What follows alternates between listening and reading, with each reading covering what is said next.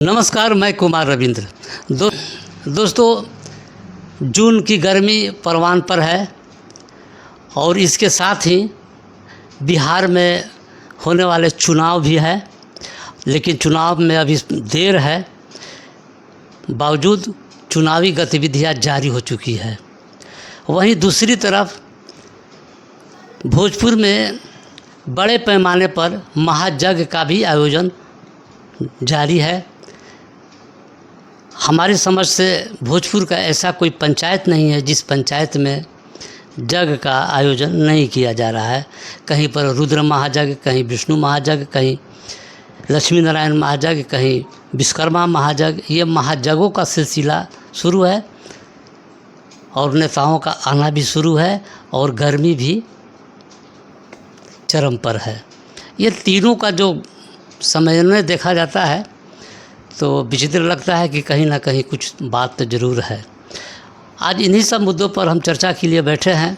हमारे बगल में बैठे हैं राजगिरी पाल जी, जिनको पाल बाबा के नाम से हर कोई जानता है, जो इनको जानने वाले हैं। ये आर्मी में पुजारी का काम करते थे, यानी पुजारी की सर्विस की सेवा में थे। और हमारे बगल में बैठे हैं इंद्रजीत कुशवाहा जी, जो अर्जक संघ के सक्रिय सदस्य हैं। तो आज हम इन्हीं मुद्दों पर, दोनों मुद्दों पर, चुनाव और ये धार्मिक गतिविधियाँ क्या इशारा करती हैं आने वाले चुनाव को लेकर, आइए हम इसी मुद्दे पर चर्चा करते हैं। सर नमस्कार। नमस्कार। आप जो जग हवन और ये भोजपुर में इतने जग हवन, गांव-गांव में, गली-गली में ये खूब ब्रह्मवादियों द्वारा प्रचार किया जा रहा है। मेरा उम्र 77 साल हो गया और 37 साल 7 महीना आर्मी में रिलीजियस टीचर का काम किया, पूजा पाठ किया। हाथ देखते थे, हाथ का रेखा में तो सरासर झूठ बोलता था। और जितने हमारे पंडित जी थे आर्मी में, सब झूठ के पराकाष्ठा पर थे। मेरा यही अनुभव हुआ कि जितने ये ब्राह्मण बाद में जितना पूजा पाठ हवन यज्ञ क्या क्या करते हैं, ये सब मानव को, जो असली मानव है, उस असली मानव को बर्बाद करने के लिए ही ये लोग सब बना रखा है। केवल भारत में, दूसरे देश में नहीं है। जितना जगन होता है वो सब पर्यावरण के खराब करते हैं, धुआं करके। इसमें हजारों महिलाएं देखते हैं कि जल भरी यात्रा में भरी दोपहरी में आजकल जा रही है। पैर में कह देता है कि तुमको ज़्यादा पुण्य कमाने के लिए पैर में चप्पल मत पहनो, तो सब पैर में छाले पड़ जाते हैं और कई किलोमीटर तक जल भरी के नाम पर हजारों सैकड़ों महिलाओं को, बच्चों को दौड़ाया जाता है। ये क्या? यही मैं बता रहा हूँ कि जितने इससे पुण्य की प्राप्ति ब्रह्मवादी हैं, ब्रह्मवादी विचार के जितने आदमी, ये जितने और सब जो कम बुद्धि के हैं, जो बेचारे पढ़े लिखे नहीं हैं, और पढ़े लिखे होने पर भी जो वही कर्म कांड में फंस करके पूरा ज़िंदगी बिता दिया, वो अभी भी कभी भी वो आगे नहीं बढ़ सकता है। आगे बढ़ने पर धन जायदाद हो जाएगा, लेकिन वो सुखपूर्वक नहीं, क्योंकि उसका माइंड में ही गोबर गणेश को भर दिया गया है, गोबर से भर दिया गया है। हमारी सबसे ज़्यादा माँ बहन का है। माँ बहन तो हमारे कभी नहीं सुधर सकती है। इतने धूप में, इतने कड़ा धूप में अपने घर में रहना चाहिए था, वो जलभरी करने के लिए दौड़ पड़ती है। खत्म होकर पूरे ब्राह्मणवादियों ने पूरे मनुष्य के, भारत के आम मनुष्य के दिमाग को साफ चाट गए हैं। अगर ये अभी तक नहीं सुधरा, 5000 बरस से यही सब बैठ कर खाने वालों ने ये सब उपाय रखा है, यही हमने अनुभव किया। धन्यवाद। आप 37 साल मंदिर में, आर्मी के मंदिर में पुजारी रहे और सुबह शाम भगवान की सेवा में रहे। आपको कभी भगवान का कभी ऐसा दर्शन हुआ कि नहीं? भगवान है ही नहीं, साफ मैं इनकार करता हूँ। भगवान है ही नहीं। भगवान का एक काल्पनिक शब्द है। ऐसे बहुत हजारों करोड़ों ऐसे शब्द है, भगवान, भूत, भाग्य, ये जितने जो है सब ब्रह्मवादियों ने एक काल्पनिक शब्द की रचना की और उसी पर ये बैठ करके इनके पूरे परिवार और इनकी पूरी जातियाँ पूरे ये बैठ कर खाने वाले आदमी कर्म बिल्कुल नहीं करते हैं। यही मेरा सबसे मैं इसी अनुभव को प्राप्त किया। इंद्रजीत जी, हम आपसे जानना चाहेंगे कि अभी आगामी विधानसभा चुनाव है, इस महायज्ञ और चुनाव के संबंध में क्या आपका क्या कहना है? ये यज्ञ जो हो रहे हैं ये पूरे बिहार में आरएसएस नामक एक संगठन है जो पूरी अपने देश के कार्यकर्ता रूपी जो पुजारी हैं, कार्यकर्ता के भेष में जो पुजारी बने हुए हैं, वो हर बिहार के हर कोने में आज यज्ञ करवा रहे हैं और लोगों को धार्मिक भावना में बांध रहे हैं, जिससे कि आम लोग अपनी जो सरकार से जो अपेक्षा है वो अपेक्षा भूल जाएं। जैसे बेरोजगारी है, बेकारी है, भूखमरी है, ये सब सवाल सरकार से नहीं पूछें। बस एक अफीम है जो धर्म का, उस धर्म के अफीम को चाट करके बस आनंदित रहें। इससे उनको मिलने वाला कुछ है नहीं, जो घर से 2-4 पैसा है वो भी जाने वाला है, लेकिन पुण्य और परलोक के आशा में लोग इस कर्मकांड में उलझ रहे हैं, जो एक बहुत बड़ा षड्यंत्र है। धार्मिक मामलों से जोड़ करके लोगों को मोटिवेशन करना ये आरएसएस का एजेंडा है और उस एजेंडा में पूरे बिहार के लोगों को इन्वॉल्व किया जा रहा है। इसमें हम देखते हैं कि जो प्रवचन करता आते हैं, हाँ। हमने खुद सुना है, हाँ। और तो मैंने देखा कि वो लोग राष्ट्रवाद की बात करते हैं, हाँ। और बोलते हैं कि राष्ट्रवादी तो अभी देश में एक ही नेता है, नरेंद्र मोदी। इस तरह की बातें भी हमने सुनी है। देखिए, जहाँ राष्ट्रवाद का सवाल है तो हिंदुस्तान का हर व्यक्ति राष्ट्रवादी है। किसान जो है खेतों में काम करता है तो उससे राष्ट्र को फ़ायदा होता है, शिक्षक स्कूल में काम करता है तो उससे राष्ट्र को फ़ायदा होता है, डॉक्टर हॉस्पिटल में ईमानदारी से काम करता है तो राष्ट्र का फायदा। माने सारे के सारे लोग राष्ट्रवादी हैं, केवल नरेंद्र मोदी ही राष्ट्रवादी नहीं है, हर जनता राष्ट्रवादी अपने स्तर पर है। यही मुझे कहना है। क्या ये आपको लगता है कि ये चुनाव में उन लोग का ये फार्मूला काम करेगा? हाँ, ज़रूर काम करेगा फार्मूला, चूँकि लोग इतने न धार्मिक पखंडी अंधविश्वास में उलझ जाएंगे कि असली मुद्दा को खो देंगे, और उसका जो एक पालकी ढो रहा है आरएसएस जी, अब बीजेपी के जो मातृ संस्था आरएसएस है, इसमें बीजेपी को फ़ायदा होने वाला है, बाकी लोगों को फ़ायदा इससे नहीं होगा। कहने का मतलब यह है कि पुण्य के नाम पर, हाँ, पुण्य कमाने के नाम पर, या ये कहा जा सकता है कि कर्म किए जा फल की चिंता मत कर ले इंसान। एक है गाना भी है, गीता में भी इस बातें कही गई है। तो ऐसा भी हो सकता है कि मान लीजिए कि जो जग में हजारों महिलाएं, अनपढ़ महिलाएं, कुछ पढ़ी लिखी बहुत कम मात्रा होती है, तो वो आती है तो वो उनको कि भाई अब हमको रोजी रोटी का क्या मिलेगा, तो भगवान ही हमको दे देंगे, जग में शामिल हो जाएंगे। तो ये ऐसी मान्यताएं ठूंस दी जा रही है, खासकर हमारी महिलाओं को, जो सैकड़ों हजारों सालों से उनको शिक्षा से दूर रखा गया है। कुछ शिक्षित भी महिलाएं हैं जो अभी इसमें फंसी हुई हैं, और यह एक मूल रूप से भारतीय संविधान को नष्ट करने के लिए एक जनमानस तैयार किया जा रहा है, और मनुवाद को स्थापित करने के लिए लोगों को तैयार किया जा रहा है। मेरा यही मानना है, और इस यज्ञ से केवल बीजेपी को फ़ायदा होने वाला है और जनता को इससे कोई फ़ायदा नहीं होगा। दोस्तों नमस्कार। इस न्यूज़ चैनल में संविधान के दायरे में हमेशा जन सरकार के मुद्दे उठाए जाते हैं, इसलिए सब अधिक से अधिक सब्सक्राइब करें। इसमें व्यक्त विचार वक्ताओं के होते हैं, उससे चैनल को कोई लेना देना नहीं होता। धन्यवाद। पाल बाबा, हम आपसे एक सवाल करना चाहेंगे कि प्रवचन में हम सुनते हैं, बराबर देखते हैं कि भगवान प्रवचनकर्ता जो लोग हैं वो बोलते हैं कि भगवान भाव के भूखे होते हैं, उनके भाव से स्मरण करो, भाव से चाहो, तुम उनको सब कुछ त्याग करके मोह माया त्याग करके भगवान की शरण में आ जाओ, तुम भगवान को हो जाओ तो भगवान दौड़े चले आते हैं। ये मतलब भगवान दौड़े चले आते हैं, क्या वो इंसान होते हैं कि दौड़े चले आते हैं? वास्तविकता ये है कि जो भाव के भूखे होते हैं, भगवान बोलने वाला ही असल में सबसे खराब आदमी है, सरासर झूठ बोलता है। भगवान कभी आता नहीं, कभी नहीं, संसार में कोई भी भगवान को नहीं देखा, ये गलत बात। भगवान भाव के भूखे नहीं, भाव के भूखे वो जो बोलने वाला वो है कि हम बैठ कर खाएंगे, बस भात के भूखे है, बात के भूखे ये कह सकते हैं ना।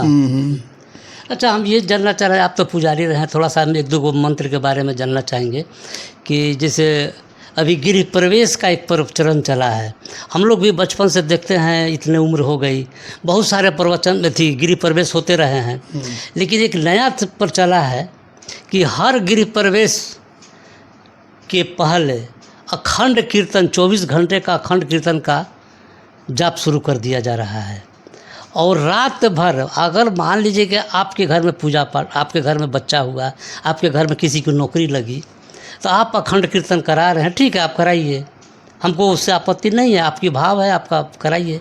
लेकिन जो रात भर जो माइक खोल करके और अगल बगल के लोगों को भी परेशान करना, जबकि कानून है, नियम है कि 10 बजे रात्रि के बाद साउंड को बंद कर देना, है ना। तो ये जो है अखंड कीर्तन और दूसरा कानून को नहीं मानना, इस पर आपकी क्या राय है?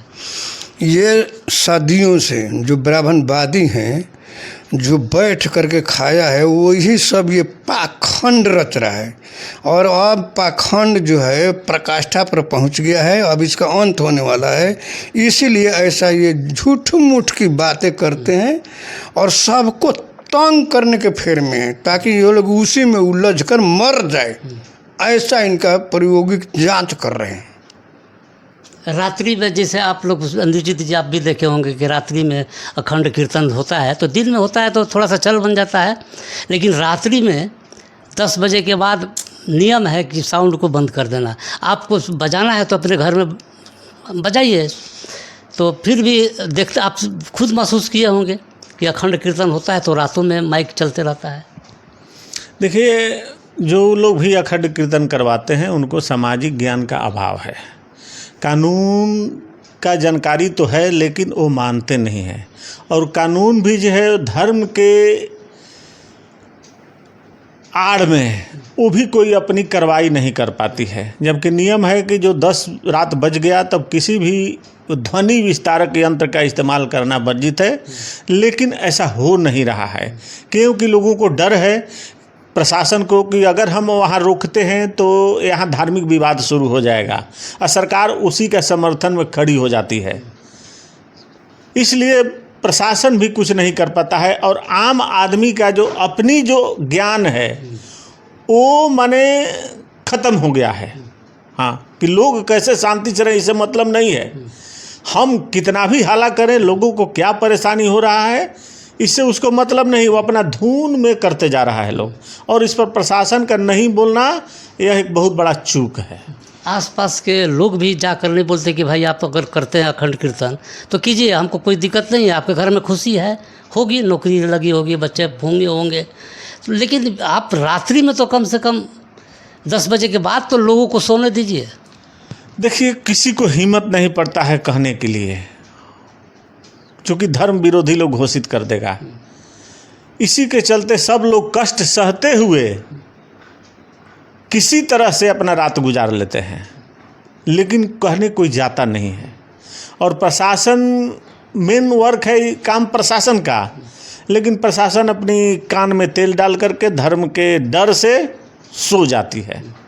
पाल जी, हम आपसे भी एक इस पर मैं एक उदाहरण देता हूँ। एक पाल यहाँ पर भोजपुर में आए थे डीएम। हाँ, पंकज उस समय में खूब शिव चर्चा चल रहा था और यहाँ पर सूर्य मंदिर में ऐसा ही हुआ कि 5 दिन का एक शिव चर्चा रख दिए और पूरे शहर में और पूरा अनाइठ गांव में पूरे में लगा दिए थे माइक।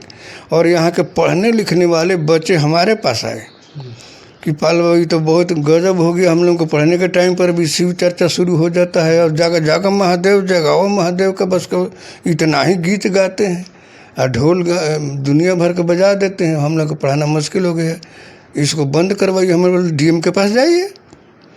डीएम के पास गए तो डीएम का उत्तर यही था, और पूरे कॉलेजिएट लड़के थे, डीएम का उत्तर यही था कि भाई हम माई बहन से पंगा नहीं लेंगे। डीएम का कहना था, डीएम का कहना था कि माई बहन से पंगा नहीं लेंगे, हमको ये लोग ख़त्म कर देंगे, इसलिए आप लोग जा कर के एक उपाय बता रहा हूँ, जा कर के अपने से जो शहर के तरफ में आ रहा है लाइन से उस पर मंदिर की तरफ, उसको छोड़ करके इधर का लाइन काट दीजिए।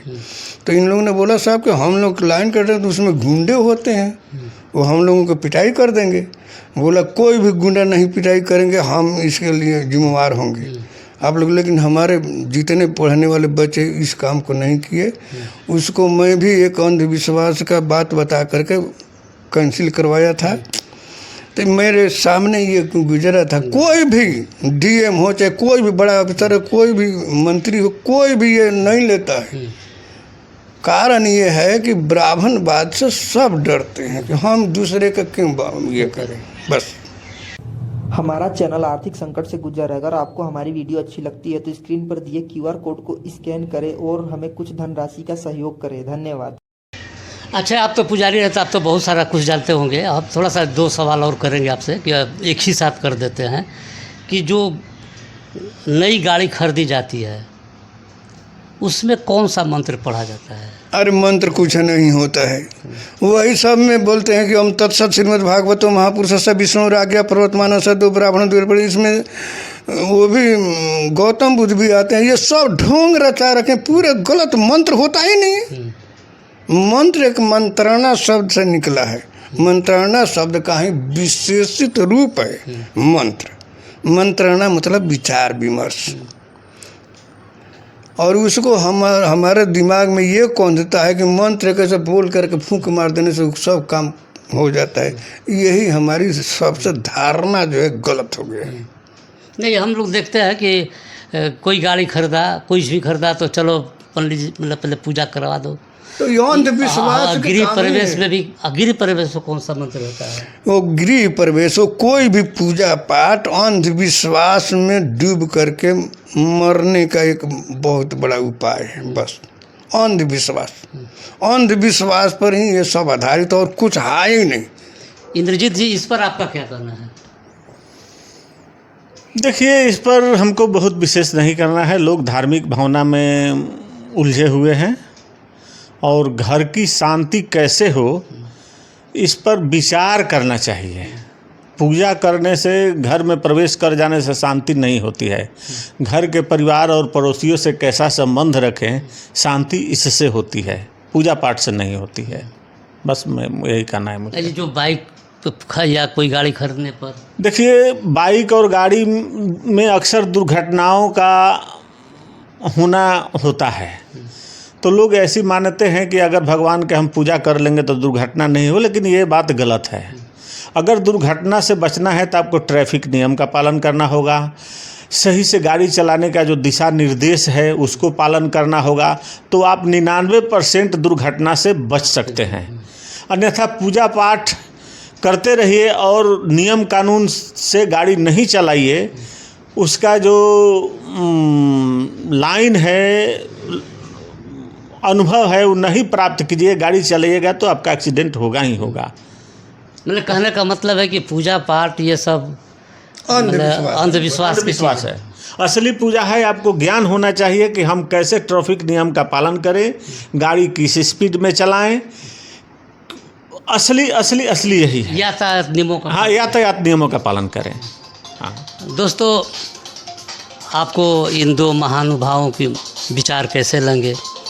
आपको अगर अच्छा लगा तो निश्चित ही लाइक, शेयर, कमेंट और सब्सक्राइब अवश्य करेंगे। धन्यवाद।